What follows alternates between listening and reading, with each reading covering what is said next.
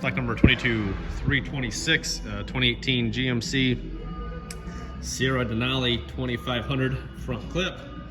Was an unbolt. Nice part was it had the 6.6 Duramax, so it comes with that cooling.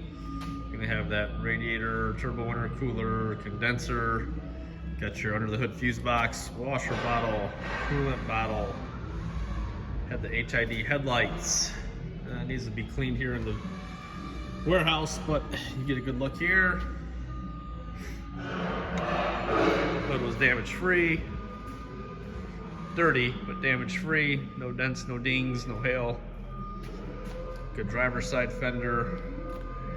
We'll get it cleaned up before it's put into the rack. Check here. Headlight tab is good. Nice big GMC chrome grille. Passenger side headlight tab. Looks like there's a crack here in the headlight tab. That'll be noted. Does not have the bumper. Had a big ranch hand bumper that will sell separately. All right, 22326 GMC Sierra Denali front clip in stock now.